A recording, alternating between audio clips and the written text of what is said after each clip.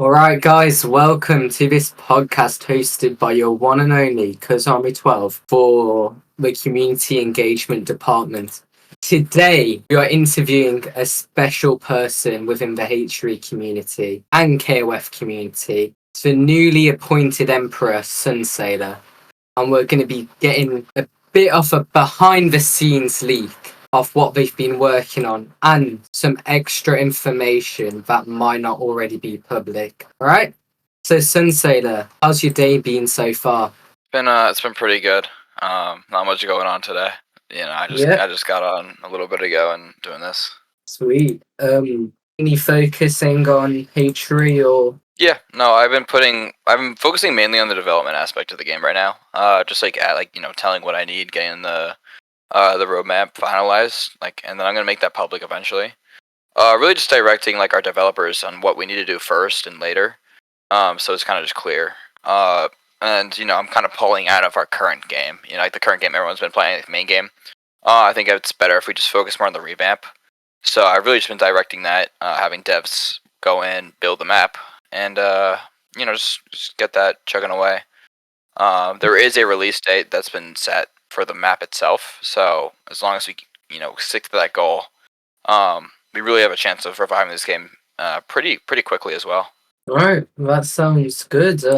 Did notice that the community roadmap got hidden a while ago. That's because I don't think that was us that did that. I think it was the other team. But no, I'm gonna finalize it. Use talk to my developers on what should be done first and last, and then I'll make it public again so everybody's aware. Because I've been advised by some people to keep it secret. Wait till everybody gets into the game to see what we made. But I don't think that's really smart given the circumstance. I think if I showed you guys what we're doing, if it will gain both trust and increase morale within this group, and just bring back some hope instead of just keeping it secret and a surprise for later. So I'm going to be pretty upfront about what we're doing, so that you guys are on our side with it all, because I'm just trying to bring this community together so that we can actually revive this game.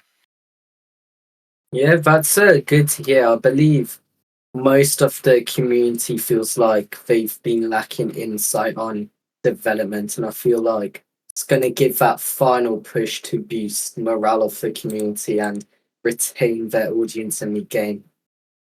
So yeah. I gave the order to Mutin this morning that I wanted him to start posting a lot more dev leaks and actually pinging for them as well, so that you guys see what we're working on. We've been posting a few, but from what I can tell, a lot of people haven't been looking in the channel we've been posting them in, which is development leaks. And there's a lot of cool stuff in there. And then Mark is just finishing up his bot work, I think today, and then he'll start working on the revamp immediately. Yeah, I mean, it's good to hear that we're going to be getting more development leaks, because I believe we've only really seen the Mistine and maybe the Inner Castle, I believe. Not much else. Yeah, I mean, as I said before, I'm gonna be showing some of the non-leaked stuff. We have a bunch of French stuff done as well that has been shown. Yeah, we have, I think, 3 different H3 villages, maybe 4 done right now. We have Outsider Village done as well. It's just KOF, the big KOF. They're gonna have 3 separate things as well. That needs to be created. But speaking, we've really only been working on this map for 3 weeks. We have made stupid progress. It's really good. Mixed with both Mark and another dev we're looking to hire. The revamp won't be taking as long as people would really expect. I think it can be done within 3 to 4 months if we really just lock in on it. Yeah, that sounds really promising then, and I'm gonna guess most of the community is gonna be pretty excited to see it flourish, because they've only really stayed to see the community regain its attraction and get to its old Viking lore era, if you get what I mean. Yeah, I think if given the right circumstance, we can surpass it. I feel like this game was always on the shorter end, even in Vikings era, of what it could have been. You obviously played during that area, and there really wasn't much in the game at that time. There was a bot, there was 2 weapons when I first started playing. But if we really just made it more complex, more communal, advertised it right, I think we could generally surpass it, because it has the existing community to do so. It also has the retention rates to do so as well. just given a good game, mixed with a good community, I think we can actually make this game pretty big. And I've been told that by a lot of different people, a lot of experts on the matter, some of which I'm going to be hiring as well. That sounds some big boots to fill for a Vectra native member. Yeah, I have some experience, before this running games, but I don't think I got most of that experience that I have now until I met Dylan. Dylan definitely taught me almost everything I know right now in terms of conducting myself and just conducting business. Hiring devs and all that, as well as advertising, reaching out to YouTubers, like stuff like that. I mean, I've been taught that very recently. But I have the support I need to actually do my job. I know I have Vyrixxa, I have like Dringer, all them. They know what they're doing in their area, and then we're obviously be hiring more eventually to help me advertise the game properly. And yeah, I mean, we also have the funding needed to get the development done as well. So again, my words is not going to mean a whole lot right now. But when I start, showing you guys like what we've been doing, I think then you guys can be able to connect the dots and all that. So Yeah. until that happens, just hold out because we're gonna get some crazy leaks soon. We've already gotten some good ones, I'd say, some good leaks. But until we get the scripting stuff and then some testing games, like I know I want like a hunting system. We're probably gonna have like a test game for that. We already have an AI system done technically, Oh, where you just raid a fort. Mark is gonna release something about that soon. Yeah, no, we have capture points done as well. The game's gonna be, point capture based, not necessarily point based, but capture based for sure. So there's more to do. And then we're gonna have more of our criteria in our game, compared to past where we didn't really have a criteria. You kind of just went and killed people. We're gonna have more of more of addicting game than just like going around killing people and leaving. Definitely more inverse.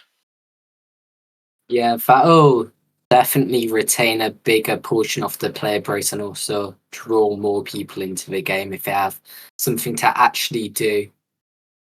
Yeah, and of course we are keeping the combat the same. I hope everybody knows. I've been asked that like a million times. Are we changing the combat? Are we doing this? Are we doing no? We're keeping the combat the same. We're just making it smoother.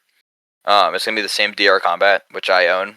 I bought a resale of it so I can really modify it to be smoother. But in terms of hitboxes, how the swords work, the animations, it's all staying the same. It just the games can be less laggier is really what I'm saying here. But the combat itself will be the exact same because I know you guys would throw a fit if we change the combat now. But yeah, we're gonna have other systems alongside with it. I mentioned a hunting system that's been highly requested, and we decided, yeah, let's do it. Instead of getting leather off for actually, taking it off like deer and stuff. Um, and maybe fishing. I've heard people say fishing. We do have a lake already made.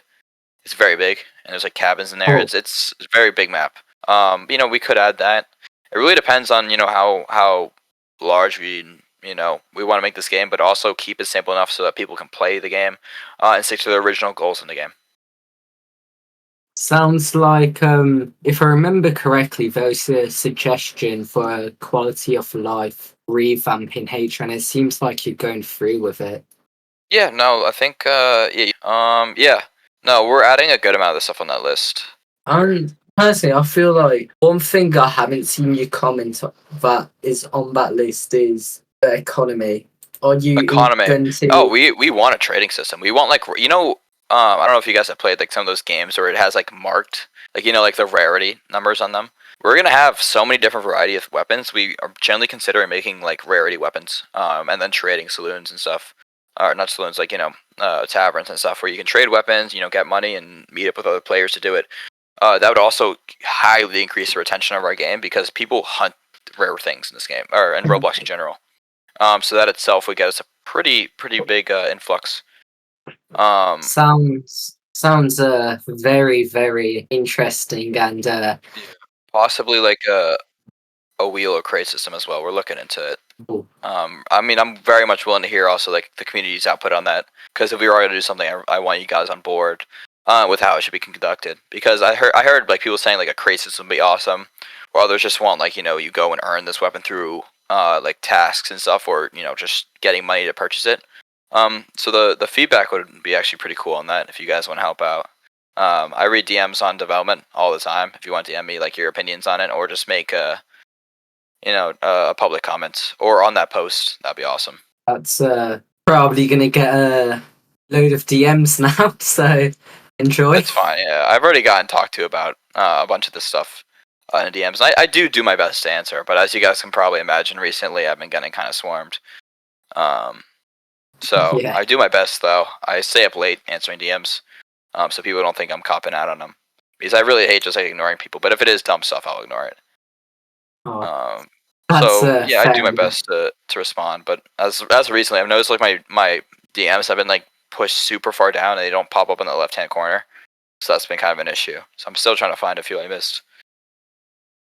Clearly, you're clearly motivated. Yeah, I just want I don't really want transparency, or no, I do want transparency. Sorry, I want you guys to know what's going on, because I think that's the only way to rally us all together so we can make this game better. Because obviously, I can have a great development team, I can have all the money in the world, but I can't buy a community. If that makes sense, you guys have to come here on your own and pitch in to make this game better. I can't buy that. It's something that's earned. Yeah. Now, on the topic of development, I'm transition over to some of the community asked questions that they want answered. Is that okay? Yeah, absolutely. Let's do it. So, I believe this was Frank, and he asked if there's going to be any more game passes added into main game. Yeah, there is. We want to change some of the existing ones, definitely. Not just say balance it out, but like add stuff like the Bard Game Pass. I would love more music on that because there's actually such a cool Game Pass. People used to use that thing all the time. And I think we're gonna add some other stuff related to the time period. I have no specific things at the moment, but we are gonna add more Game Passes, as you can probably imagine. And especially Yeah. seasonal ones. Like I would love more Christmas things. Like I heard somebody a very long time ago talk about Krampus. That would be such a cool event. Doing that, like I looked into who that was, like Krampus, and that would actually be pretty cool because he was like a huge folklore in this era. So like stuff like that would be pretty cool to add. Obviously, I got to talk to my team on what we're thinking, but I'd love to have more game passes and just events in general, revolving around because I don't want this to be as like it was usual with pay. I don't want it to be like a pay to win game. I really don't. I want it to be more enjoyable, so I can keep like retention in the community because I think that will get us more in the long run than just like you pay a few Robux, we get the Robux, and people leave. I think if we keep more retention within this game, it would actually boost us way further than just a leave pay type deal.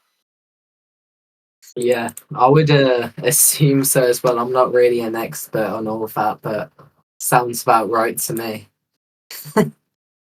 Yeah, I mean that's also been popular request by I think like 90% of the community that we don't want this pay to win, because I think it just it should be skill based at the end of the day.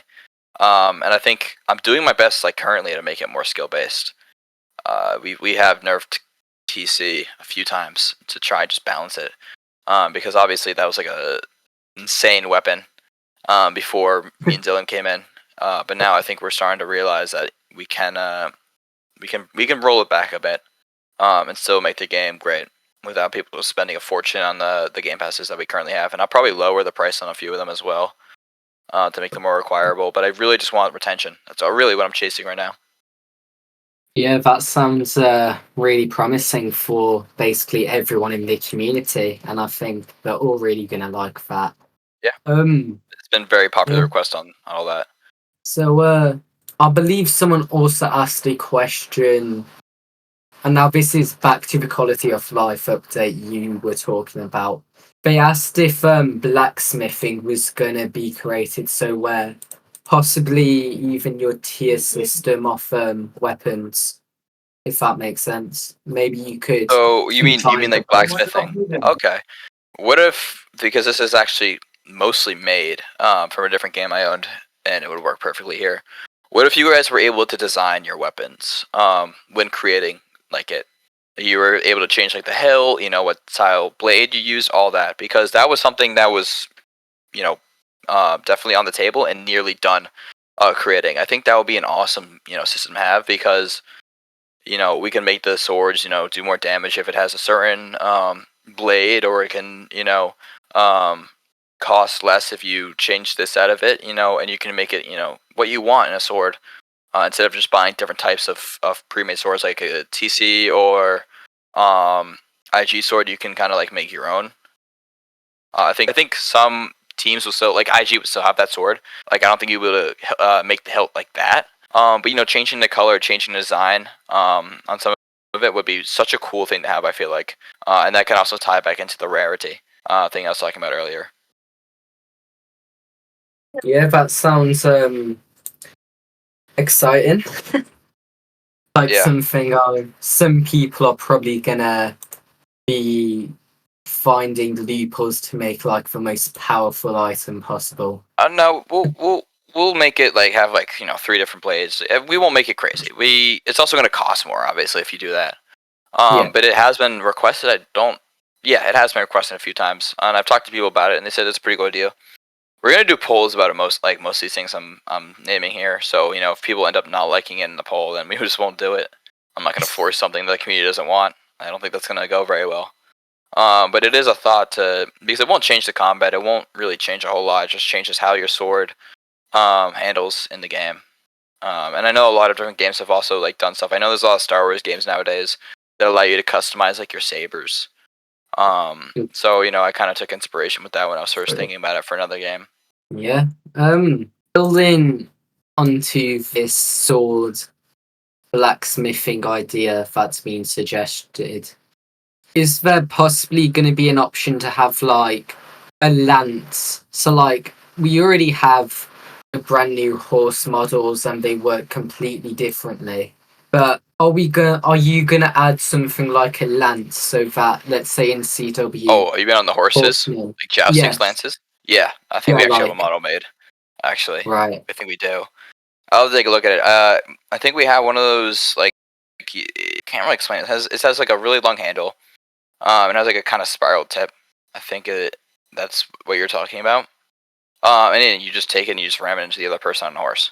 And we can use that for celebration like stuff as well. Because I know in like medieval like festivals and stuff, they had like tournaments with all that. If like you would joust some other dude on a horse and like try and ram that pole into them and knock them off. Um, so yeah, that'd be awesome. That, and then obviously it was used in warfare a lot. So yeah, no, that's 100% being made because it's been a very popular request, and frankly, I don't know why it hasn't been done.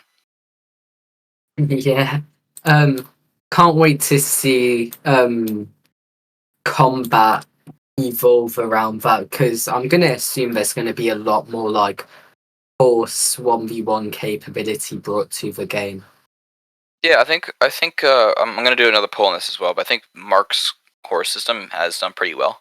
It needs some tweaks, like small things, to make it more suitable for our revamp. But he can do it.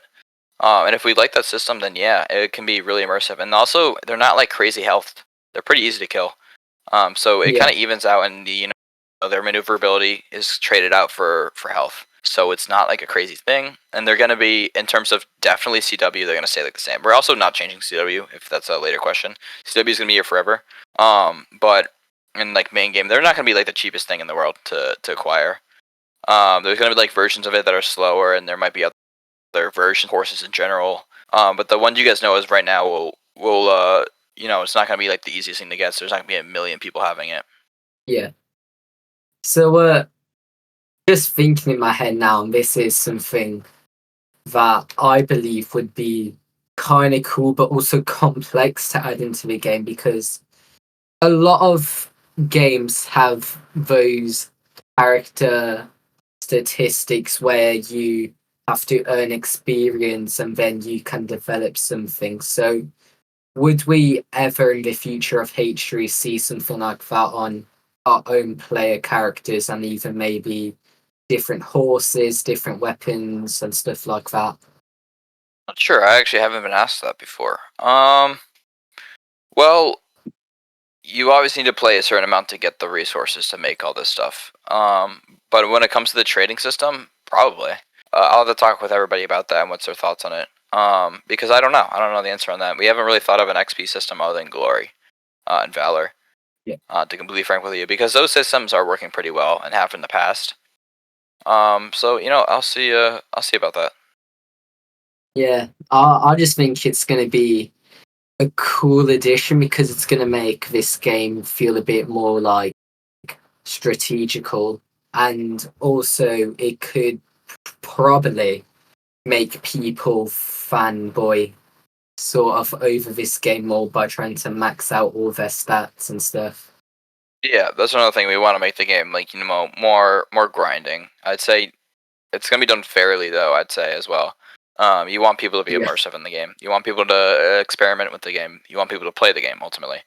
That's kind of the point of us doing all this. So when it comes to stuff like that, my answer would be if the community was on board with it, absolutely, because that would help us in those goals of making the game more fun to play and having people play it longer with more to do. So if there's like a level system or an XP system, as you said, then yeah, that would probably go pretty well, I'd say. But again, I'll have to talk with everybody about that. yeah. Well, personally, I hope to see something like that because could probably bring a bit more of a funner aspect to the game. Yeah, So yeah, and also it could probably like make ults less annoying because ults wouldn't be the same as everyone else. If yeah. I don't know if we would. I mean, again, I've talked this, but I think like when it comes to starting, you like I don't know if you have like certain abilities when it comes to game, but you definitely be able to unlock more things. I'd say, especially since we want missions and stuff like tasks to do in the game. Um, I think that would be pretty key when it gets to like making more on those tasks and having more to do on those tasks as well. But again, yeah, I have to talk to my team about all that because we haven't really haven't really discussed that. We've discussed most of the stuff on this list yeah, before. That's one of the things we haven't done though. yeah. When I'm probably going to say this. When I was in the tester team, there was this function for redeeming a code which was also added to main game already. So will we see something like you'll possibly complete a mission or something like that, and that will then give you a code, or if let's say going back to XP or glory, maybe reaching certain amounts could give you a special code which gives you access to something special. Yeah, I mean, if we're looking for like playtime items, that's a possibility. Um, but I think when it just comes to playing the game, you get what you play for. Yeah, If that makes sense. Like if you play the game and try and get to something, you can achieve it by playing, not just like standing or. But like, when it comes to glory, we're keeping the system because of ranks and what you can acquire with those ranks, especially the KI and the community aspect. Those ranks are pretty important. We're not changing the community aspect. I think I would love to plug more into it because I think everybody who plays this game is in the community at this point. Going to CW and attending these events, and it's definitely more traditional as well that people do that. So I would love to plug all this into the community, so the community gets more out of it. Like more people attend these tryouts, more divisions get more numbers. France gets properly built, all stuff like that. Because that's ultimately the consequence of us, plugging in a lot of this stuff in the game is that these divisions and the community itself will get more members. So, and then more members obviously means more players and duchies and all that. So that's something everybody wants there. So when it comes to glory, that's staying the same. I don't think I'm going to change that. When it comes to in-game XP for certain items, that's a possibility. all right. That feel like that activity, and I believe there was a question asked about future activity increasing. I feel like doing that, but like increasing activity that way might be a bit dangerous in my opinion because it cause some people who, because most of the people who have stayed in this community don't really like change, and it's only really innovative for what it is right now. So, do you have any like concerns about any Well, clashback? that's like if you're most people like currently in the community are there for CW. I'm not changing CW now. CW is staying the same forever. Right. Simply it's tradition. I know how fun it is to compete in CW, and I know its importance to the game and winning and losing and all that. That's not changing. events, CTs, and all that. That's also not changing. Anything in the community you currently see is either going to be improved the way it currently is meant to run, or completely stay the same. That's just simply how this game blew up when it first came out. It's because of how it was all ran. It didn't blow up. People think it blew up because of the game quality and all that. That's not true. It never blew up because of game quality. The game was fun, but it wasn't as fun as GAR or TSU. It was pretty basic. So I'm not changing the community. I'm just simply adding more to the mix in terms of membership, like members and stuff. I know Dukes would love that. Tryouts full competition to get into Dutchies. Just how it used to be. I mean, it used to be 20 people attending Lux tryouts and 4 pass. Like that used to be a thing. When I started playing, that was definitely how it worked. So bringing systems like that back, or not systems, but like members to influx that, to revert that to how it was in terms of community, and how things were played out. I think that's what the community would want, because the community itself isn't changing. The members are. There's going to be more members to increase how the community runs, and ultimately just increase, because I think when more members are here, it's a lot funner as well. Yeah, I would probably agree on that last point. More people, more fun, because more Dutchy competition is created with more people. Yeah. There was a question from someone who I'm gonna guess is a mobile player, and they asked is if you guys are working on fixing or even like making mobile controls better than they are currently, because last Yeah, time I we are. played mobile. I used to play mobile all the time. I know the pain. No, we'll fix it. It just hasn't been on our immediate list, which sounds pretty bad because it probably should be. I'll have something work out with that. I'll ask like Cell or something, or somebody or whatever to figure that out, because we have a pretty high mobile rate. It's pretty high. It's like 30 or 20 or whatever.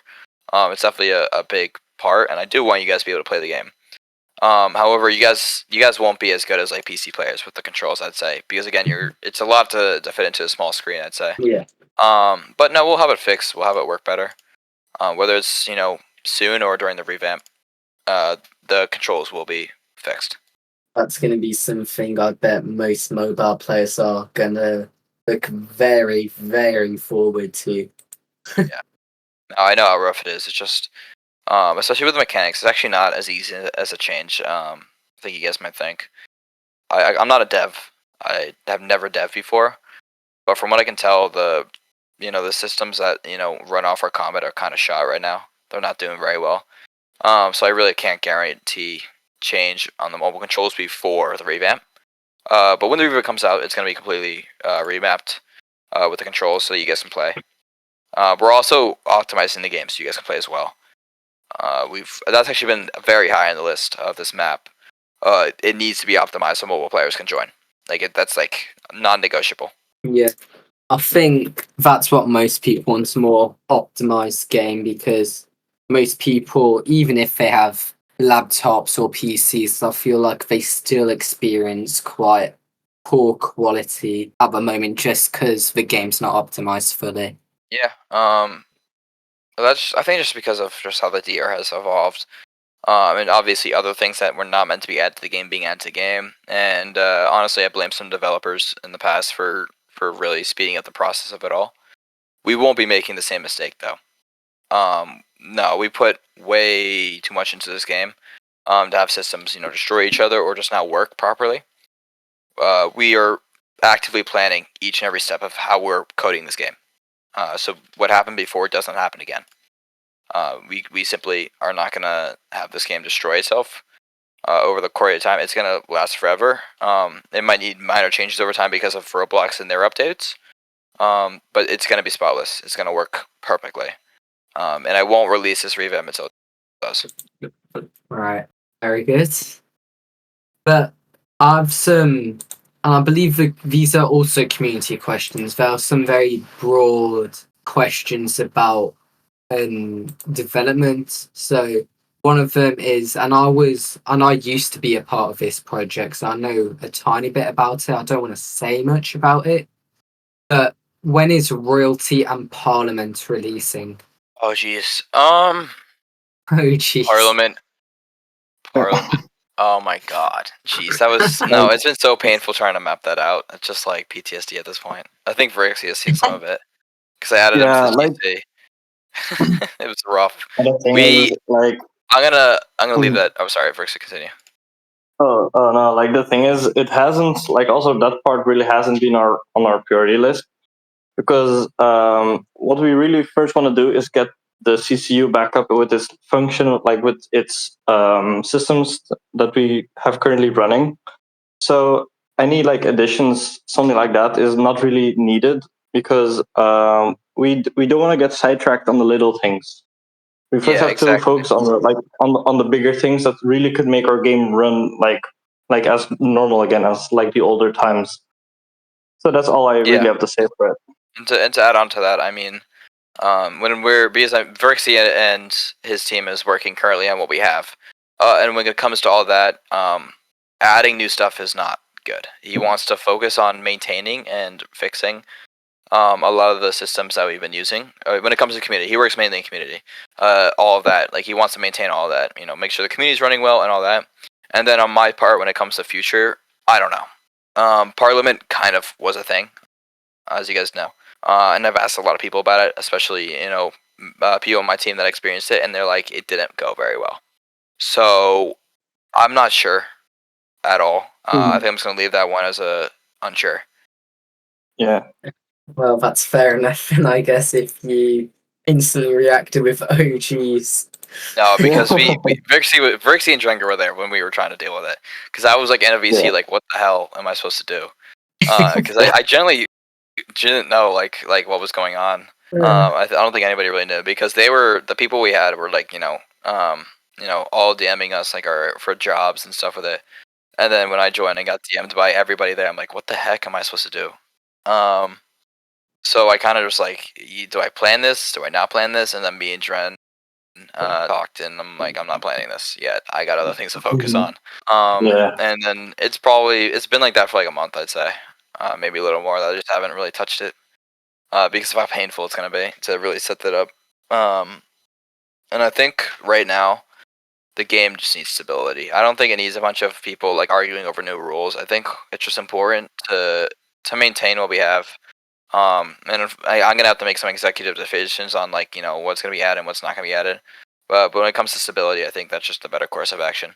Yeah, probably. I don't think if you're striving for a more knit together community, you want something that could cause a bit of backlash like it used to, Mhm. I believe.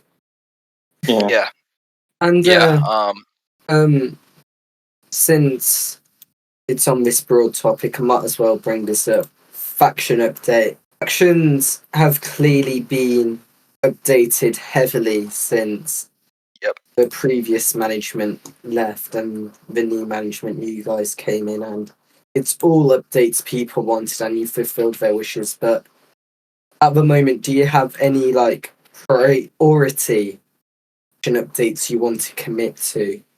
yeah. There's one that I want. Like I think the current like system and how it works is pretty cool. But there's one fatal flaw I'd say with it, and that's that there's nothing to earn with the factions. Like there's no what's it called, renown? Yeah, there's no renown. I Yeah. don't think. So there's no like gain to being in game. So what I think I'm gonna do, actually, that reminds me, I'm gonna do this today, is have Mark add a system like that. So there's actually like reason to play the capture points and fight over them and stuff. Yeah. Because that's like a huge flaw. You always want something to try and strive for, and without that, the system is kind of useless. So yeah, it's not necessarily useless, but you know what I mean. It's just not gonna grow as much as we hoped without renown. So I'm gonna try and Right. add that act, and it'll have some rewards attached. But the main stuff will be fine. Like changing your ranks, changing your armor, all that. Not having to pay for a name change. All that's gonna be completely fine. It's just the renown I want to add back. So maybe I'll just have like you can add more members in your faction if the renown goes up, something like that. So there's something to grind Yeah. for with the renown, and then I'll for the factions already existing, I'll accommodate properly. So you guys would have already earned. So I'll just give you guys a certain amount of renown, based on how much you guys have been gaming, how much members you already have, and this and that. So you guys don't really get affected a whole lot. Yeah, I'm gonna bet after this gets released, there's gonna be a major increase in faction activity. Yeah, hopefully that's what I wanted. And honestly, I don't think it's gone up as much as I hoped. I think the numbers in game is like kind of expected for the amount of time we've been, or the amount of development we've done, which is in main game not a whole lot. And I've explained why. I'm just putting it on to revamp. We've done quite a bit of things with the main game. Just kind of reorganizing it, I'd say. But as Dylan said a lot of times, the background scripts are basically cooked. There's no real other way to say it. It's just not. It's not our fault. It's not me and Dylan's fault. We came into it and it was like that. But it is unfortunately something we're gonna have to deal with, or I'm gonna have to deal with something. Because with the background scripts like that, there's no real adding new things. There's no optimizing, which is a huge problem, as you can probably imagine. There's none of that because of how shot these scripts are. Which is really unfortunate because we're basically gonna have to, take the combat system and start re-adding stuff slowly and cautiously. And it's gonna take time, but it will ultimately work a lot better, and we'll be able to add a lot more in the future because of that work. Yeah. Also, I believe this was said somewhere in H3, and it's about having more customizational options of armor for factions. So, like, I believe at the moment you can only have the default faction cape, but something maybe like the Duchy cape or even like the French shoulder cape. Would you see that possibly coming through for factions? You mean like revamped version of it? Like, what do you mean? Yeah, kinda. So like, now how French Chevaliers have the side cape. Would we see something implemented? Probably eventually. I don't think it's gonna be soon though. I don't know if you guys know like how long and how much models like that cost. But I'd rather just put that into something else for the time being, because you'd be surprised, especially when it comes to changeable capes. Based on a bot, it's not gonna be like easy to have created, and it's not gonna be cheap to have created. So I'd rather just put all that to something else in the meantime, and then when the revamp comes out, we'll discuss that again. All right.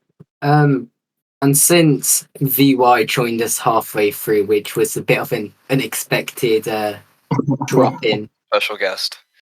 I feel like it's going to be appropriate to move over to more HRE and KOF related questions so that you, Sunsailer, and VY can have a say in it. Yo, what's up? I'm on my phone. Because I'm like Thailand or whatever. Yeah, I'm in Thailand right now. This is a good question for both of you related to KOF. So, KOF activity has obviously been going down. It used to be at a very big peak because it was a new nation, new thing that's been added, and then it's just died down slowly, I believe. So, do you plan to do anything to combat that? I believe a community member asked if there would ever be like a combination of two duchies. Yeah, let me comment on this because I meant to in an announcement, or maybe not. I just meant to comment in. KOF, it's been debated to delete it. I won't lie. Yeah. And I thought about it, and this is before I got ownership, so I was like pitching it. And I was like, you know what? I don't think it's smart to delete this. I don't think it's smart that they added it though as well. I don't think it was smart that they added KOF. It was never gonna succeed long term. The way the time frame was added, it was just not ever. It's not how things work. You don't split the community up and expect it to thrive off a very limited community. It's just not how it works. They added it and it worked short term, and that's how it's destined to work. Now it's where it was kind of expected to be. Yeah. And that's not on KOF. It's simply on the people who added it to the game. It's kind of on them. However, it's not smart to delete it. The reason why is that the people who have actually earned their ranks there are going to quit the game. At least the vast majority of them will. So we will lose a good amount of people doing that.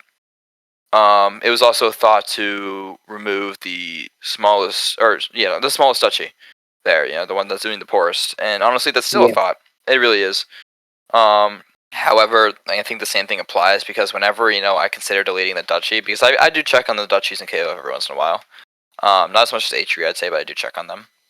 And if they're not doing well, I'm like, is it time I finally just coexist two duchies and call it? But I never do. I'm not sure why. I just haven't done it. Now there is one way to save France, and to build it, and that's the same way we're gonna save the game: getting members. that is, eventually members will go over to KOF. If the game does well, KOF will start to, pick up, and then we'll have an enemy group, and there's more to do in the game.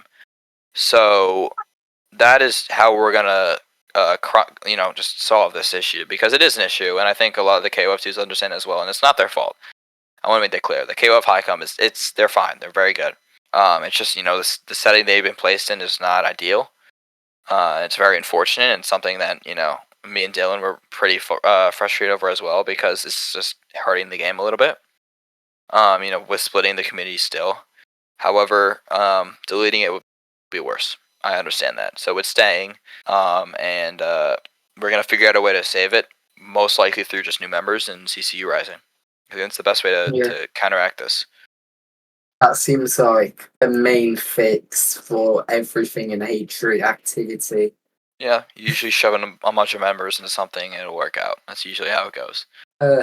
What's your thoughts on Vyrixxa?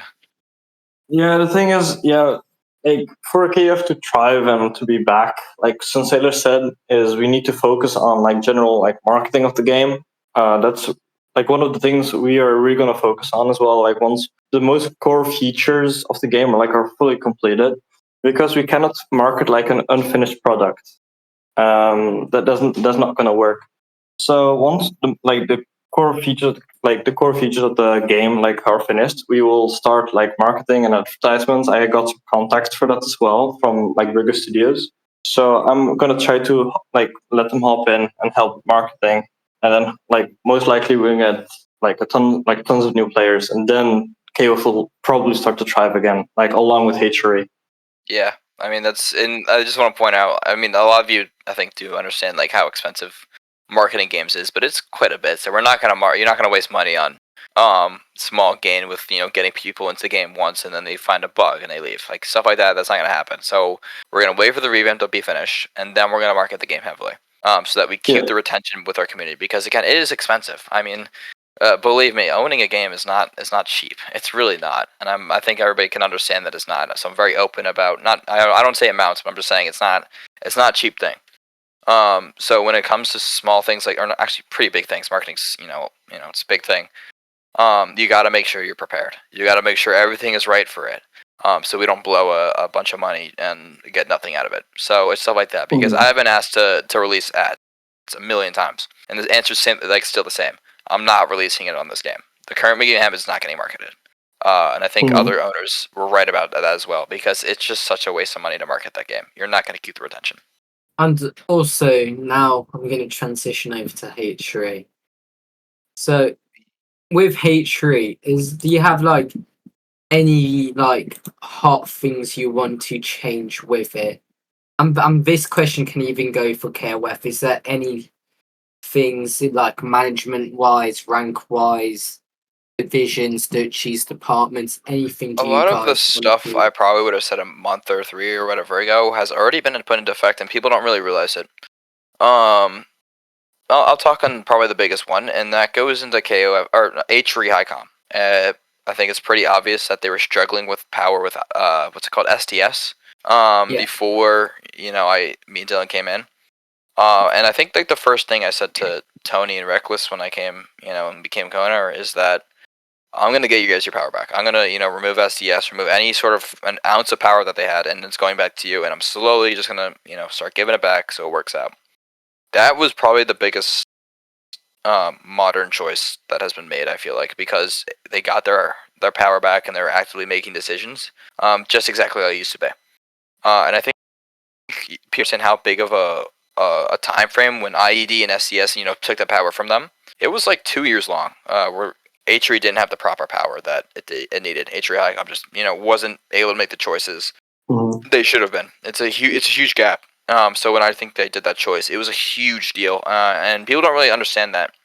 But a self-sufficient game is the best game you can have. I wouldn't say the game is entirely self-sufficient yet. I wouldn't. In all honesty, I think that it's very close, especially when the revamp drop, it will be. But because of those power struggles in the past, I don't believe it's self-sufficient yet. I think it's getting very close, though, even with its current state of being self-sufficient. Yeah, I think that's like something that has been changed, and it's still, it's still like I'm still giving them, more freedom on decisions and stuff. I've been doing it, pretty stably, and having them jump back into things and stuff like that is altering the game a lot.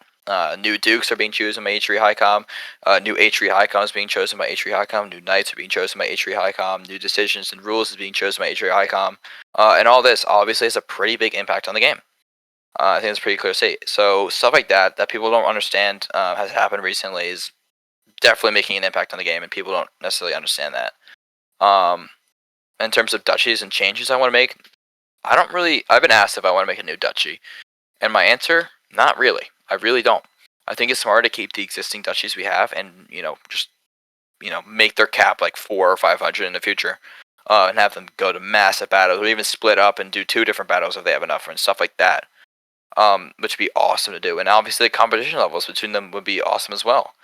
I don't know if I want to add a new division though, or maybe a new division will be added. I'm not sure. I've been suggested a lot about that, but I don't think I want to add a new duchy.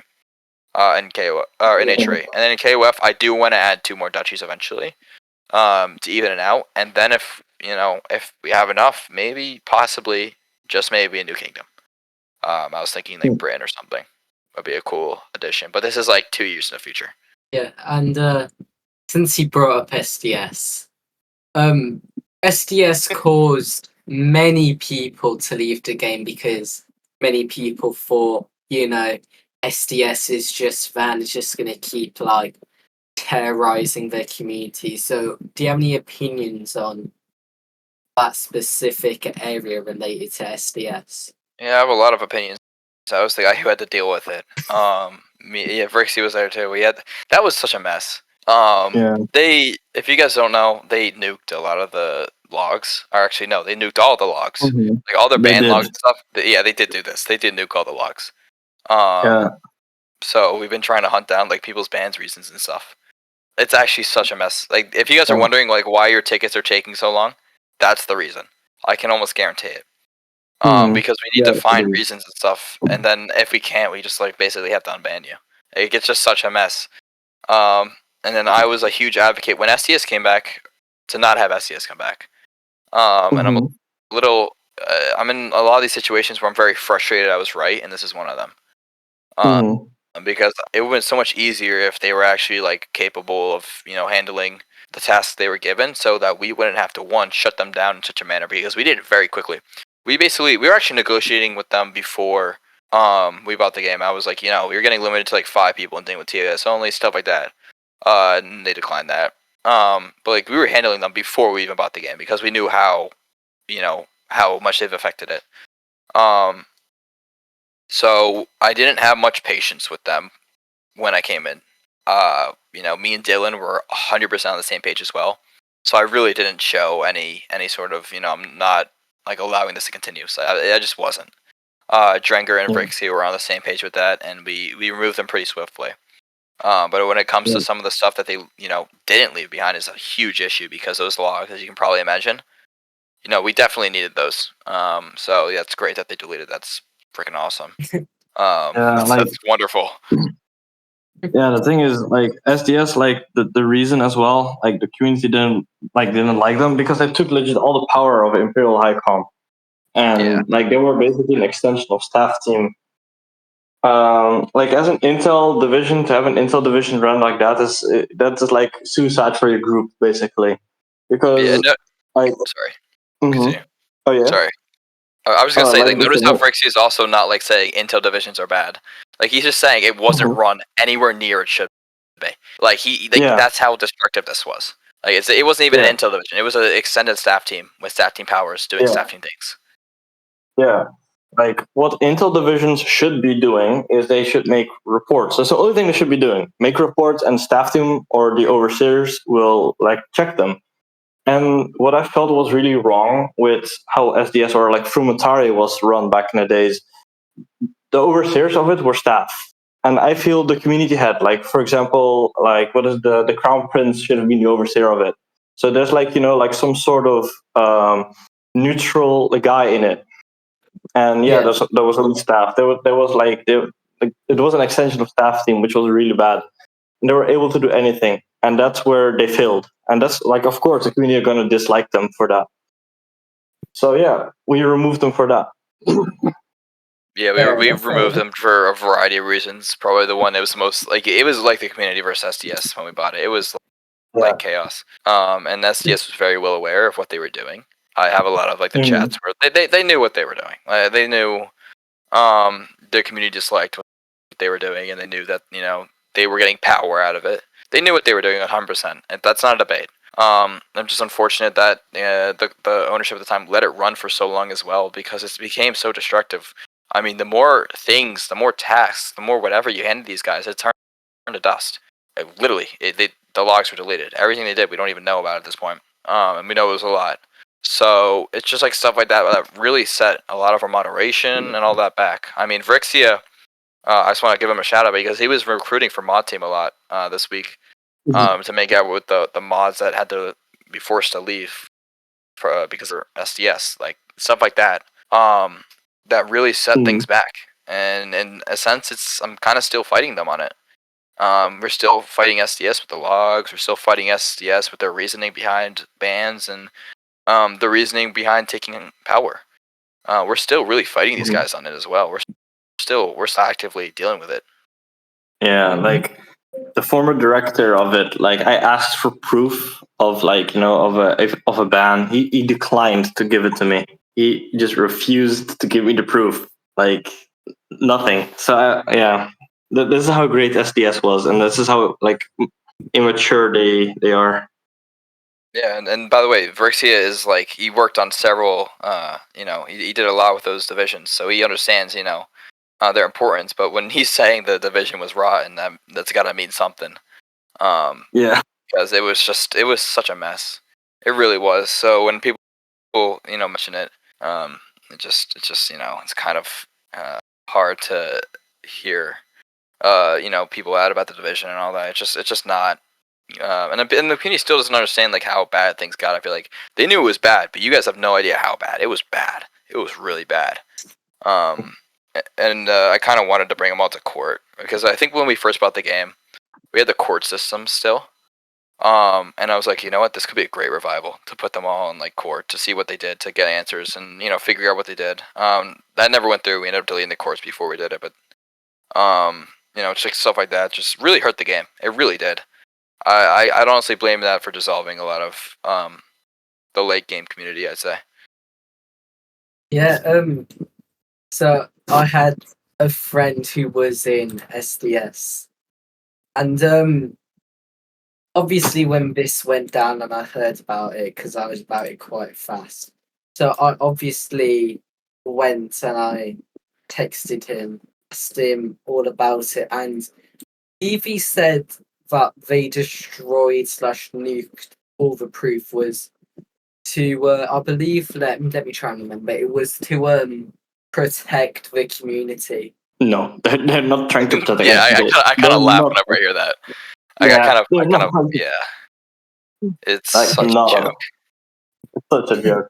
Like another funny thing is about SDS. This is another fact. Like I have like connections with like intelligence divisions all across like the roleplay games, RI, KGB, and everything. The funny part is the former KGB director. Like I'm pretty good friends with him. He told me that basically SDS agents were basically fired KGB agents from TSU. So that's the funny part as well. Yeah, I said this a lot. Not only did they go and just take randoms out of another game, they chose the worst ones, and that's the thing I laugh about all the time. They weren't even good. I believe Vanda used to be like Icom in He was KGB. Then Yeah, got fired, I think he got fired like 3 times or something. I don't know. Yeah. It wasn't good. 3. Yeah. Yeah, it wasn't good. And I've heard a little bit of sketchy theoretical ideas some people have, and I don't know if you're going to be 100% honest here, but is there a secret intelligence agency currently within the community that the public don't know about? No. I've been asked to. I'm gonna be honest. Like I've honestly I've thought about it for a sec, especially with the exploiters the other day. I was like, you know what? I mean, would it really hurt? And then I'm like, it would. No, you guys would find out about that. You guys have found out about it every single time. You guys know. I'm not even gonna bother. You guys would find out, and then my word is on the line there because I did give my word that I wouldn't be putting these things. Yeah. I literally gave my word in an announcement, a public announcement. So if I was caught, backing such a unit, I would be screwed. Like I would, I'd be in a lot of trouble with the community because I think a lot of our existing and upper ranked community members have single-handedly, had to deal with SDS as well. Had to handle them in GCs and stuff when they, question about every little thing. It's a power play. So when it comes to me, because I can understand why people think that because moderation team, it's been having to run up a lot more lately. I had them in chat the other day, doing some drills and stuff. But no, there's no intelligence. It's just staff that monitor. Because again, if I get caught doing that, it's not really like a matter of because I hate those divisions. I really do. But if I get caught doing it, I'm screwed. I mean, there's no real doubt about that. You guys would hack my head off for that. Yeah, the thing is, like as well, like what is it? There's no point in hiding an intelligence division because the thing is, I feel if you hide stuff from the community, that's going to be way worse at the end. Like what we want to do is we want to be very transparent with the community. Yeah, we have to be at this stage. Like, there's no other way. And honestly, I think the reason that people have been suspecting such a division is because there hasn't been. Like, I genuinely think that. I think that people are just like getting like nerves because there actually hasn't been anything. Because I know IAD tried to hide their existence, SDS did the same, and then people found out. But there's nothing rumbling, so people are like, "Oh my God, is it coming? Is there a division?" No, it's not coming. I mean, I think people who know me very well understand the lengths I went to get at IED and SDS. I literally fought half like my career against these divisions, and then when I came in, the first thing I did was go against and delete SDS. I'd probably be the last person you'd expect to add this division back. Any divisions such as. And then Vyrixxa can vouch because I was telling him about this the other day, but there's no lore like RI or whatever the TGE one is or KGB and Holy Grand Empire. There's no like division back then that was intelligence. No, it's not even in the lore. How are we supposed to add something out of thin air? We're not. That's why it never works as well. The only thing that is remotely close to intelligence, which is like lore accurate, is Frumentari. That's the only thing that's lore accurate. Like SDS was just like made. Yeah, they at least reported to like a certain chain of command. They didn't make their own. Like at least they did that. Yeah. SDS made their own, and same with ID. So like the thing is, I used to be in Frumentari like way before.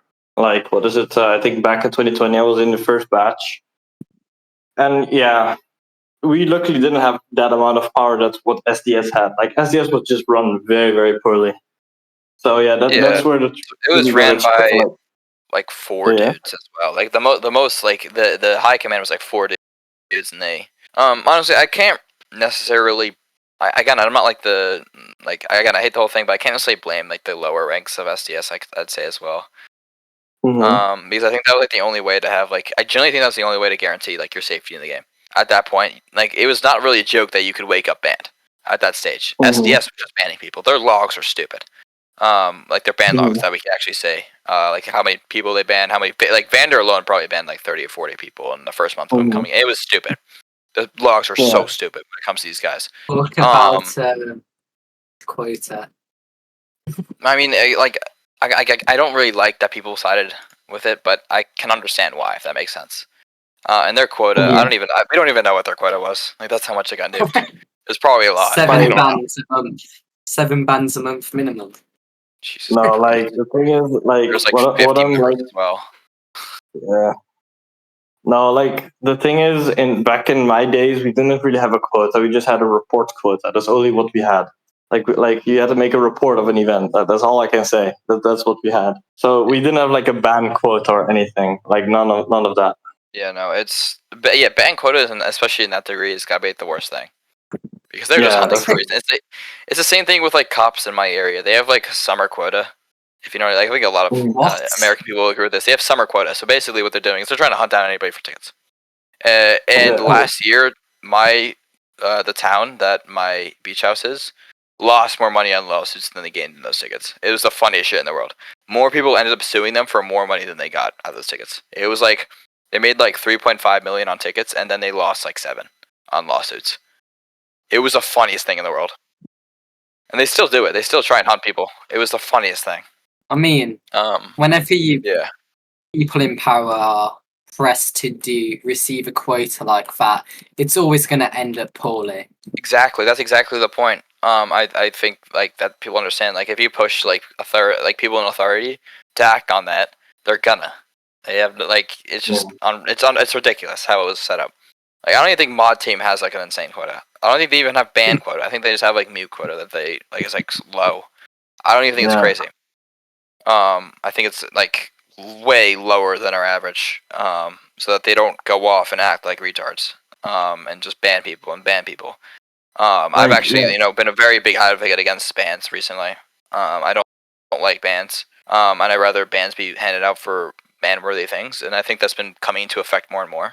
Obviously, mod teams are important, and I think we can all understand what would happen without them.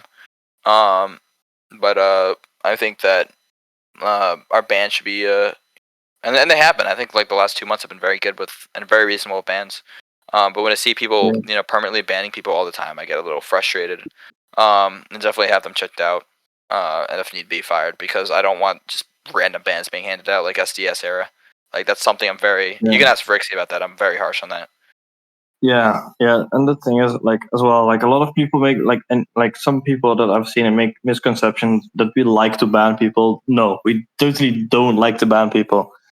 Like you don't even know. Like I even don't like demoting people, but at the end of the day, I'm just making like a guy like whether it lose its rank or lose its like all progression and everything in the game. Like it's sad in a way. It's sad in a way to get rid of someone, to say goodbye to someone like that. It's totally not fun at all. But yeah, it's needed. That's the whole thing. So all right, we should probably move on to the next. Oh, sorry, I keep cutting you off, bro. Being on SDS. So yeah, it's not fun. That's all I can say. Yeah, it's not. All right, what's the next question? We should probably move off this. We've been on this for like 30 minutes. Holy shit! I think we spent way too much time on SDS. Oh my god. Yeah. Oh my god. Some people are going to be like the SDS yapping this podcast. I do want to add though, like it's basically done. Like I don't want to keep dragging it. I'm not gonna lie. Like I answer questions about it, but I don't want to drag it that much. All right, next question. So my next question is: so when I was in Knighthood, obviously I was Knighthood and I was like head of KI. Okay, just say that out there. It's quite obvious I was. Everyone who did it KI when I was there obviously knows. And I was added to a group chat with Ken, and Ken had an idea to merge this department Boltzball had in their TGE game, nicknamed PS, which standard for Professional Standards. And it was supposed to be like a department that comes over from TGE and basically looks like a secondary oversight of the Hatred Knighthood. So like, I'm not sure if you guys knew about that. I know. Yeah. No, I don't think we did it. I don't think it really mattered at that point either. Now you do. What do you? I know Caleb did that for some other game he owned as well. What was it like? It was another Star Wars game. He like tried to take Knighthood. I don't think it was TG. No, it was another one. It was like a Star Killer game or whatever, like a First Order. Exodus, yeah, that one. Oh, yeah, I remember. That one, yeah. I know we do that for that, but I mean, if again, it's multiple. We can't really, do much about that. That was, pre us. So I think it just, it happened. It's whatever. The thing is, we got our Knighthood. At the end of the day. The funny part is, like, professional standards even got removed from, like, in TG, like, 2 or 3 times because it wasn't effective at all. That is something I did not know. Yeah, it was certainly not effective. Seeing how VY is, like the oversight of Hatred and Careworth, and since his partner with that job role is Drennan, not here, I just directly ask you this question. What are current Hatred Knighthood standards looking like? Current standards? Yeah, like, current standards of Knighthood. Like, what I see, like, I'm definitely, like, more stricter on, like, Knighthood than, like, what previous staff were, because how I see Knighthood, they are the main face of the community. Like they host events for the community, and like how can I say that they have to be mature. Like like they should have a like problem. Like they should be able to like fix problems on themselves. They should like be very independent. And just like competent. I don't know how to say everything, but like yeah, just competent individuals that are able to solve problems on their own. Because yeah, as a Knighted member, you're gonna occur problems. You're gonna see problems. You're gonna make errors in your events and everything. So yeah, you have to figure out things on your own. You have to be independent. That's all I can say. Yeah. Now, this might be something you don't want to answer fully or even truthfully, but what are your guys' opinions on Hatchery, Highcom, and the current Knighthood? Like, is there any specific member you feel like is dragging down the team or anything sort of juicy like that? Not really. I think No, actually not our Night is really good given the yeah, situation. You got to remember, oh, and Highcom too. I love our Highcom dude. Tony, I'm gonna shout out Tony. He's been such a great help. Like actually though, yeah. I genuinely don't think we could have like gotten this far with our community if it wasn't for his help. I've given him the Uh, what's it called medal like 5 times. The staff appreciate Yeah. medal. Yes. Now I will continue to give it to him. Yeah, it's just incredible. It's actually is really incredible how quickly they bounce back from our pre-existing conflicts. I'd say with our other counterparts of the game, like the unit that we don't talk about now. But they really bounce back really quickly. It's very impressive, and our knighthood has reformed.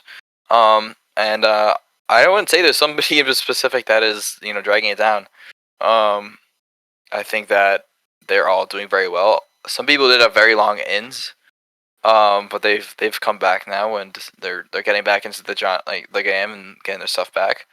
Well, And they've also like listened because I've asked them to do more like in-game events like SSUs, and they've listened. So stuff like that is just yeah. it's very helpful because Knighthood is they're basically in-game mods. And that's their job, and when the game gets big, we're gonna need their help on aiding and directing with our game. So I think the way it's set up and the members we have in it are very good or getting good, based on how their experience is. So I have no complaints. Yeah, and like I know for a fact that we couldn't have done the transition as smooth, like what is it, from multiple to DNA without Tony and Reckless. Like Yeah. Tony and Reckless have been so dedicated to help like what is it, the transition, to help the community merge and everything. Like Reckless has set everything up. So yeah, Yeah, big shout Reckless out as well. I forgot about Reckless has been Yeah. as much to help as Tony. The both of them are great. they're Forgot to great mention people. Reckless. They're awesome. And they no, I'm gonna reward Tony heavily in the future if he knows what I mean. With a rank in the future, wink, wink, hint, hint, on a future addition to the game. I think you guys can guess, but he's gonna get what he's deserved with the work he's put in. So I'm very happy. And then he's also gonna be a huge figure in the future of the game. I want to say that again so you guys understand what I'm hinting at. Like a huge figure. Like he's gonna be very powerful. Like, you know what I mean. Man. He is gonna have a rank that starts with an E possibly The and ends with an R. Prime Minister. He's gonna be referred to as Your Majesty, possibly. We're gonna add a new rank called Prime Minister. That's what he's gonna get. Oh, Prime Minister of the Prime Holy Minister. Yeah. Turning very British, I say. Now I heard a lot of glaze sort of about Reckless and Tony, but you haven't really covered the other Hatchery high commands like for Vidit, Domino, JQ. They've all been. And I'm saying the entire Highcom is helpful. It's just those who have been here like the Right. longest, I think, out of the two. So I've been mentioning them because me and Vyrixxa, they're like the top two. Especially since Tony has been going on in, like it's Reckless as well. So I'm just like naming the guys who have been like top of the Highcom, able to help. For Vivid, and all the rest are perfectly good. They're very capable and they're gonna be great. When they go up the ladder as well. We're just naming the guys that we've been talking to the most, and aiding us the most with us, which is usually the highest ranks. And I also don't think we've placed Tony enough and Reckless enough. So maybe we should do it a little more. Yeah, that sounds all really positive for H3. What about Yeah. AOF? KOF. I mean, Luca's pretty good. I think he's definitely keeping it all in check because, as I said before, KOF is just not. It's not gonna get spotted. It's nobody's fault. Luca has kept it together though. He he's very motivated in KOF. I think a lot of people wouldn't be given the situation, but he refuses to quit, and with that, I highly respect him. Ooh. Because I mean, many people have quit. I wouldn't say I quit because I left King, but I definitely wasn't as motivated as this guy when it came to KOF. He knows what he's doing as well. With that, I do like him. I do think he's very respectable in that rank. And then when KOF gets better, I think he's gonna be a leader for it then as well. Vyrixxa, what's your thoughts? Yeah, VY? Yeah, like what is it exactly? What Sun said. I think Luca is doing a good job with KOF and keeping it all in check. Yeah, like I haven't seen anything bad of the current Highcom. Like with like the Chi affairs that I needed there, like that what is it that I needed to talk with their overseers about? They're all very compliant. They are very like they give their honest opinions about things. So I mean, I feel that they're a good team. It's a good team. Like they hear people out and everything. So I can say it's a good team as well. Yeah. Yeah. It seems like you both have very glowing reports about. I mean, both again, kingdoms. given KOF circumstance, you can't like, it's not their fault. They've done very well with the tools they've been given, and I really wish at this time we had more to give them, but we don't. That's just the harsh truth of it. We can't spawn members in, especially with this current game, and with that, KOF is not gonna do well for as long as it takes for us to get out. That's just how it is. But because they're so motivated in keeping this kingdom alive, I give my respect. I do. And I hope that we will be able to fix it for them. I really do, because having KOF in the game and H3 in the game, competing with each other would actually be the best case scenario. It really would. I've said though, because of the circumstance, it's not good having KOF in the game. But if everything went well, KOF in the game would be awesome. Having another team to compete with. But unfortunately, just given the circumstance, we can't give them any more until this revamp is done. And it really sucks because again, they have a good about our community, the game community. Mm-hmm. But I entrust that Luca, Patrick, all of them will keep KOF alive until the revamp comes out. I truly do. I think feel that they'll like- be able to handle it until then.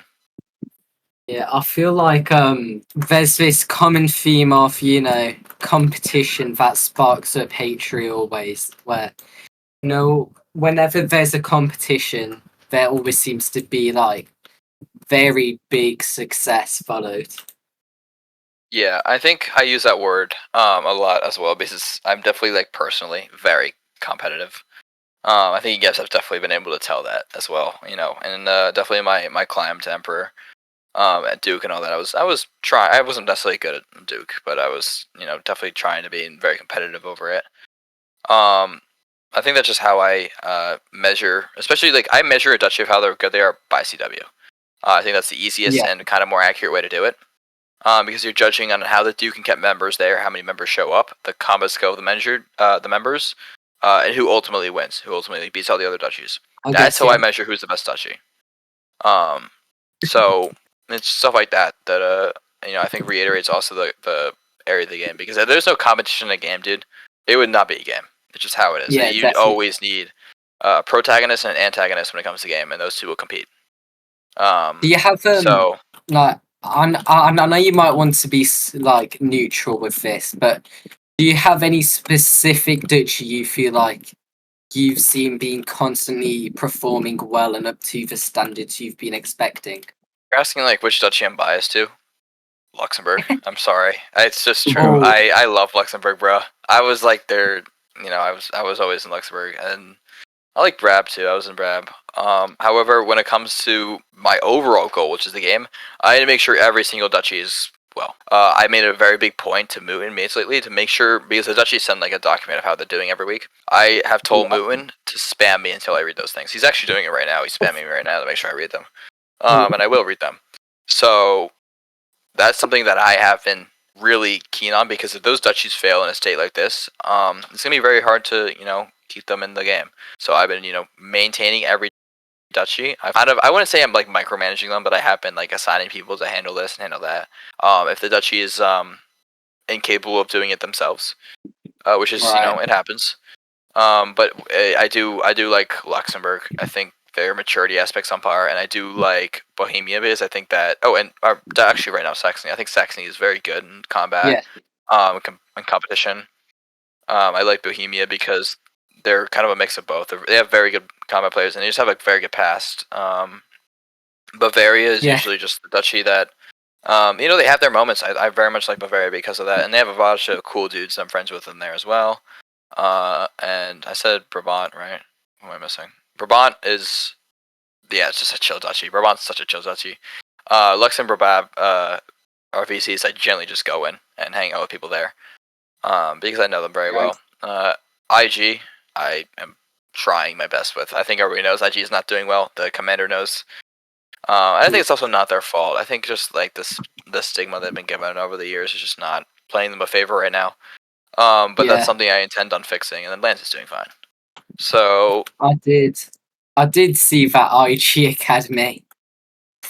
I signed off on it, and I hope it works. I hope it helps. What I've been told is going to help temporarily. But that's really all I need. I think Vyrixxa and Dren have said the same thing. Is that all we need is just temporarily gain, so that when we can get this revamp out, we get permanent. We just need things to hold off the game until we have the revamp out. That's really all we're looking for. So when it comes to small gains like that, or small gains of member influx, because surprisingly our member influx is still like pretty okay. It's kind of weird to me that we still have a bunch of people joining the server, and that's like a fresh new people. Like the Trouts do still get members to them. As recently, I think they've actually the influx of. Let me check real quick. Hold on. There's a ratio number I can say. Server. I think it's like trying to see this. Okay, so the retention rate is like should say the retention. Why is it like making me do math here? Okay, so new member retention rate is 61%. That's actually pretty good. So new people that are joining are going to be like retention and paying attention. Retention really just means like they're just like hanging out. They're seeing the channels and all that. So that's actually not bad. However, I think it's been pretty clear that the member count has been slowly decreasing. That's just old members that are leaving that haven't been active in years, which is actually fine. It really is. If those members aren't going to be active in any shape and form and benefit the community, that's fine if they leave. It does hurt our member count, which can look nice if it's like big. However, if it's not like they're like losing like the craziest people and like huge guys that are going to be playing the game 24/7. However, the retention, because of the retention rate, the people that are coming in, I think, what's the retention rate based on again? It's like 3 days. If they're like active for 3 days, it goes to plus whatever it is. So usually when the retention rate, if somebody's retentive, they're paying attention for I think 3 days.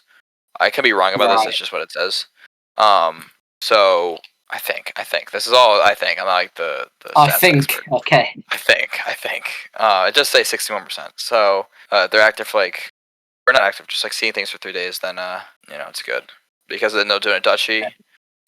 So it's not as bad as I think people think. Generally, it's not good because we're still losing members. We don't have the biggest influx that we need to run these duchies, and some of our active community still does leave. However, it's not the worst. It's manageable. That's what I'm trying to say. It's just manageable. Straight up manageable. Yeah. It's not the worst case scenario. It's not the best case scenario. It is straight up manageable. I mean, as long as you can manage it, I guess that's the most important thing. Yeah, I mean, again, as I said that I think like the first line of this this podcast, I don't expect the community to just stand up one day or stand up today and be like, "Yo, son, I believe you." I really don't. You guys have been lied to so much. I cannot expect anything more. However, I am going to put my money where my mouth is. I'm going to show you guys. Like that's something I'm big on. The transparency is going to be there. You're going to see what we're working on. Mutin just did a dev leak. If you guys want to look at that in development leaks, he's leaking some of the builds that have been made. Stuff like this. Yeah, like this is sick. It's really cool. And then we're gonna start, showing systems. And then when we get like our AI system, I'm gonna release the base plate game, so you guys can see how the AI is gonna interact. Stuff like that is gonna be super, not only transparent but interactive on how you guys get to shape what's gonna be like to come. Yeah. Just whatever you feel comfortable of, because apparently it looked like possibly a church. So, and I do know, and I believe it was a mutant who Yep. used to like run a kind of a religion idea, and it had its own group and its own idea. And I You want to do see remember. the outline of the church? Yeah, I'll do that real quick. That does exist. The church does in fact exist, and I am here right now. Will we All be right. getting a possibly like a sub nation group, like the Uh, Catholic Church? yeah. That's the Yeah. plan. It's not gonna be immediate, obviously. It was gonna be happening this summer, but then I realized we don't have the members for it. I'd rather just keep our attention elsewhere for the time being. But no, this is definitely coming. It's not gonna be a kingdom, obviously. It's not really how it works, but they're gonna be a side, kind of in between Yeah. the two H3 KOF, and if we ever add another kingdom. Which I mentioned before, is either going to be Italy or England, like Italy or England, whatever one we add eventually. This is going to be like kind of like a median player. And they're going to have their own forces because I did in history. They're going to have like the Vatican Guard, I think, Pompel Guard, whatever it's called. Oh, They're going to have that. Swiss guard, Swiss guard. Is this the Swiss Guard? Vyrixxa, help me out here. Pretty sure because that's Wait, what let me see. that's what Knuckles like really first faction was called. I believe he did it based on Pope. Oh god, the Pope. Oh my god. A Pope in Hatchery is going to be a crazy Okay. sight. Yeah, I believe it was a Swiss guard. We would be crazy to see a Pope in H3. Just see someone going around with some like massive. I believe it's like a sort of a cane and some massive robes. I mean, it's going to be a great addition, I'd say. And then I'll have like, because I know there's a bunch of Christian players in the game, help us out with mapping it at some point. So yeah, I mean, it's gonna be there's a lot to come. As really, if you if you hold on tight, there's gonna be a lot to do, a lot to see, a lot to play. When it comes to all this, because we are working pretty tirelessly. I mean, right now Mutin's working on the map actively. He's actively placing blocks. So yeah, I mean, I just hope the community can like understand that it's gonna take time, and we're gonna get them proof of that. We're gonna show them what we're doing, so that they can judge for themselves. Is this good? Is this bad? Is this worth staying around for? Is this worth putting hope into? Because it's not gonna work forever. That you guys are just staying here idling. Really, I'm gonna have to pull something up so you guys understand why you are still here, why you're still having hope for this game to pull something off.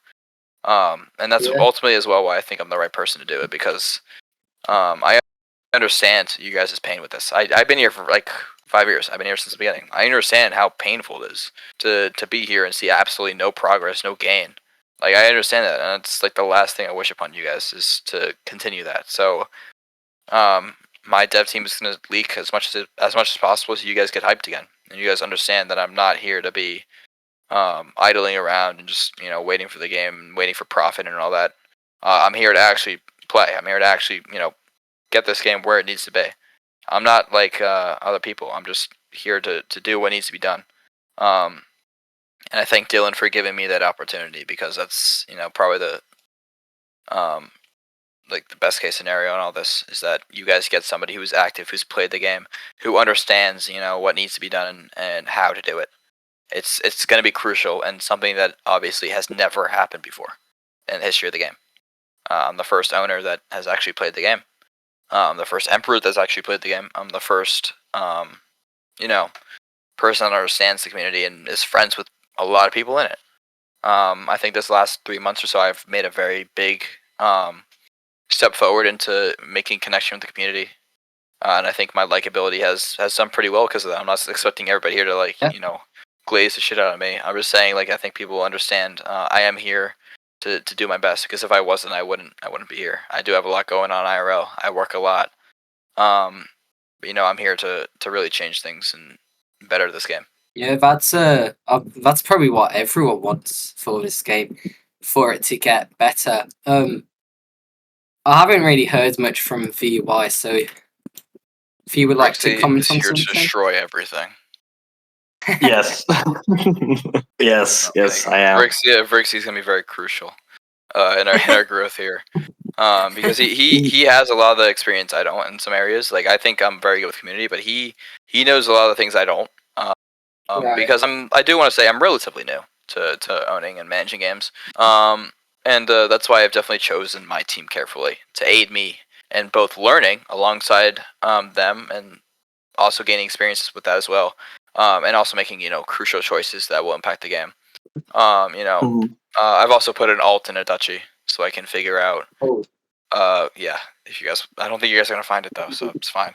I have I'm, put an I'm, alt in I'm a duchy so I understand my impact and of like the choices I make, so I can understand as a low rank. How does it feel to make this choice, or no, it's like to be in this game under Sun. Like, how does it feel? Is it bad? Is it good? Was this choice really bad against low ranks? Was this choice really good against low ranks? So I can understand the impact of what I do, because I generally think if I'm like a low rank and something affects me, I'm gonna get frustrated at myself. I'm like, why the heck did I pass this? Why did I do this? And I can revert it. So it's stuff like that that I'm doing extra cautiously to make sure everything goes smoothly. To make sure you guys are happy and everything's fair. Fairness is definitely a huge key of the game. So yeah, and I think Vyrixxa is also here to play ball. He's also here to make sure the oh, game is going as good as it can possibly be. Yeah, of I mean, course. I want to see this game grow even more. Yeah, that's that's the plan. that's probably the attitude you want everyone who's like working in like sort of like a management slash leadership position, even like duchy knights. You want them to strive for that realistically. Exactly. I never know who's gonna be like the next like me. I never know. I never who Oh, know who's gonna be the one that to does what he needs to do and climb the ranks. I never know who's gonna be the one to be a Drenger and be staff one day. I never know. Who's gonna be this, and it's really exciting because there is some like relatively low known people here that I've actually been like like checking in and seeing how they're doing because they're yeah. intriguing. Um, Oh, there's interesting. there's several people actually. Yeah, like I find like seeing people's careers grow. It's especially from where I'm sitting right now. It's pretty interesting. And you never know who's gonna be like the next Vyrixxa or Dren or whatever. Because they have what it takes. So it's just like stuff like that. It's also interesting. Um, Yeah, but definitely. yeah, that's basically all I have to Um, for that. Now I'm gonna go back to because we've talked a lot about hatchery and KOF, so I'm gonna move back to more development wise, if that's okay with you. Sure. Yeah, so obviously many of your developers, your development team, your quality assurance testers, you yourself, staff team, they all obviously have probably very busy lives. So how are you and your team handling like trying to get the hatchery update done, produced out for the community while also handling your personal life? That's a good question. So I told this before, but I'm like a marketer IRL. I market things. I market both Yeah. insurance and I work for a knife company and I Cool. market for them. So I've been having to work more, make more money. So I can, pay for the game. I've been generally working more to free that up. So stuff like that, I'm a little busier because of that. Obviously, as you can probably imagine, I don't work a whole lot. I just book appointments with people and sell them. Yeah. I'm very good. I'm very good at what I do. But I've been having to work more. So when I do that, I have my staff team, manage themselves. I have Muin as like my assistant, so he fills me in on whatever I need to know. Muin mates, he just tells me if I'm missing something, if something big happened, if I need to be informed. Oh, Um, Jenger and Vyrixxa are both like head of the moderation, so that kind of comes in like a whole different shapes and forms, I'd say. Obviously, it's the head of the mod team. They manage the behavior in game. They also are going to be handling toxicity, and making the game more playable from the community aspect. They also have been handling some development stuff, not necessarily like in-game work, but they've been like advocating for things that should be added to make the game funner. Um, they've also been handling the knighthood and highcom if they need extra yeah. things. Vyrixxa has been handling KOF a lot as well. Same with Tren. Who else? Harrison has been very crucial because he's the one getting people in the game right now. He had like I think 70 or 80 people in the game the other day. You did With one of yeah, it was very impressive. I gotta say, he's you a did very very a good lot of staff. giveaways. So he's been You- more or less our community engagement, which also Yeah. comes in a lot of different shapes and forms. I'm gonna add a lot more jobs to that later on, but he's been the one, really just exactly what the name is, community engagement, keeping the community engaged. He comes up with great ideas about how to do it. And he's actually willing to put his own money forward as well. Like the Game Pass Yeah. he's even given out. That's his own money. He's been So doing a ton of yeah. those. So I'm very shout out to Harrison on that. Yeah. And yeah, that's our team at the moment. And it's going pretty well. I don't want a whole lot of staff. I think Right. staff rank can be good, but in times it can be not good. So I don't want a whole staff in case the game agenda changes. So I kind of just keep my team crucial to do crucial things. I know Vyrixxa, we're gonna hire some people as advisors to help with advertising. Vyrixxa's talked to us a little bit, stuff like that. But they won't be on hand staff like we currently have. They'll be more like business staff, I'd say. Right. And then me, I just kind of make executive choices, which is not a whole. I don't think it's as much as you guys think it is. Like I don't step in a whole lot on things. I used to. I don't really do that much anymore. I kind of just oversee like the big things like parts of the map being added, huge parts, or sign off on some things with Highcom and all that. Because I'm technically the head of the Highcom now because I'm Emperor. That's an RP rank. I don't really deal with it a whole lot though. So it's just crucial things that really needs the owner's attention.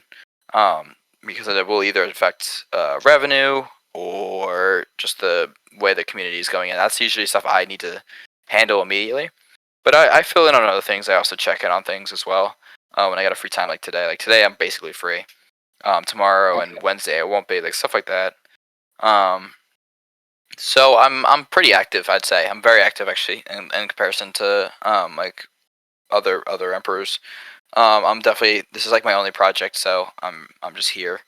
But when people are like, oh yeah, he's not as active as he's been saying, I am. I'm just doing other things for the sake of the game. I'd say.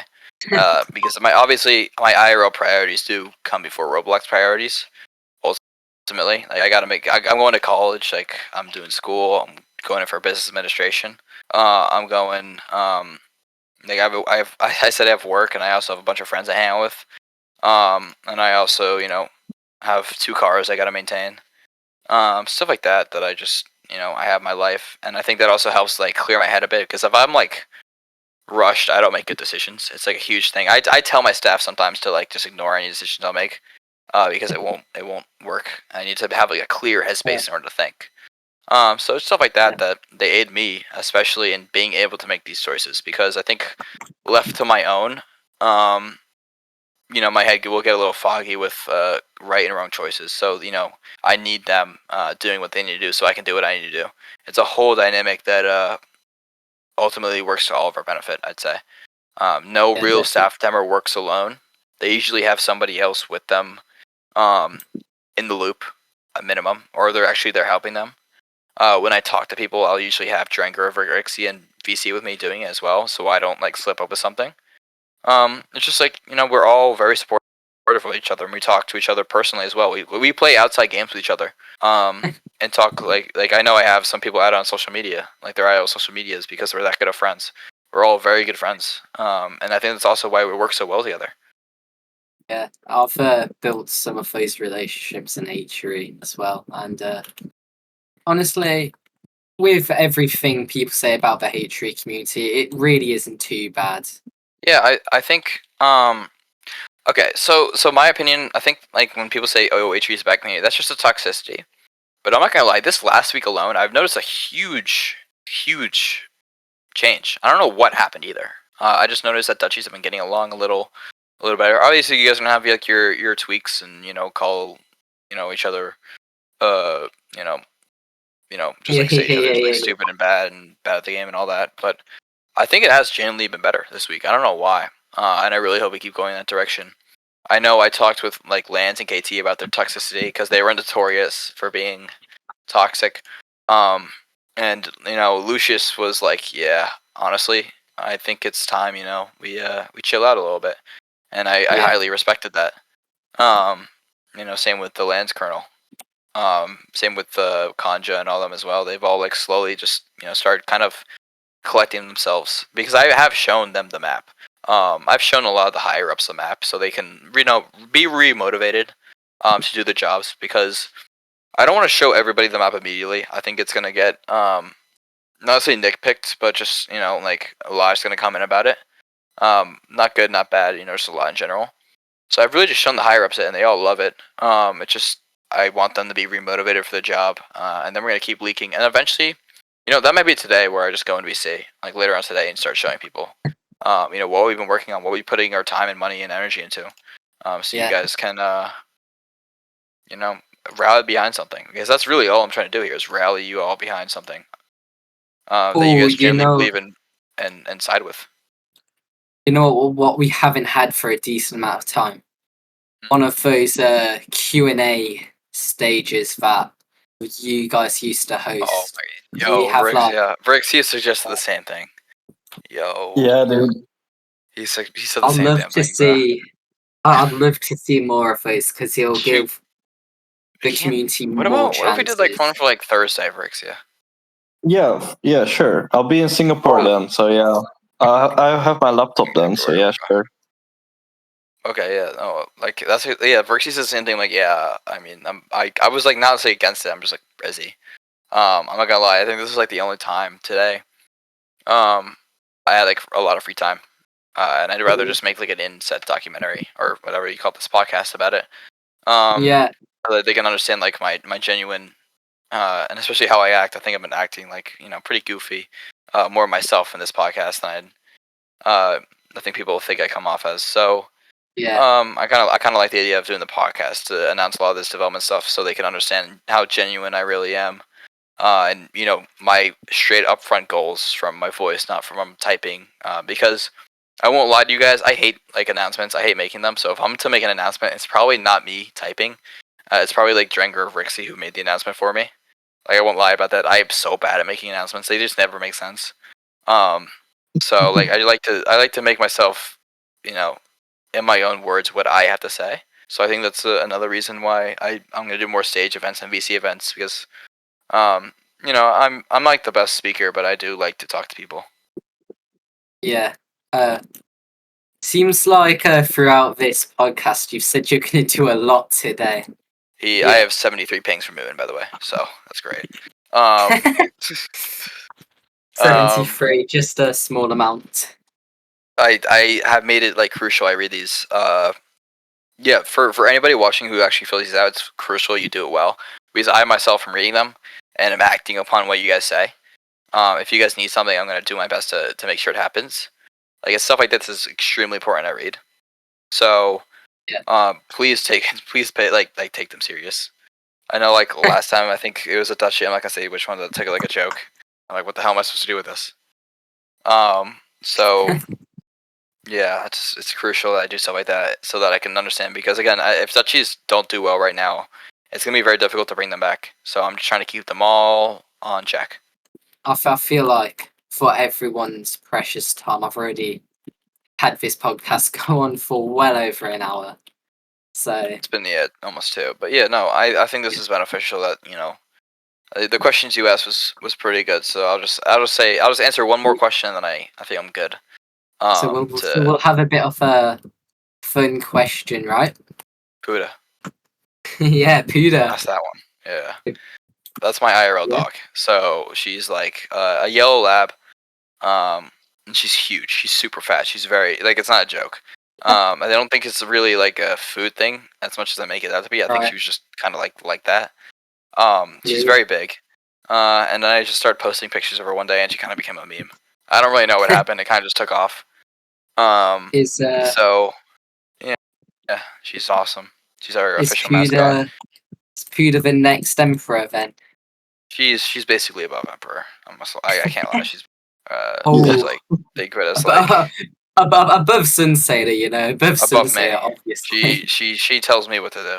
She's just like that. secretly, She's very powerful. And if you guys go to like the side of KOF Castle, there's actually a statue of her in game. Oh, is there?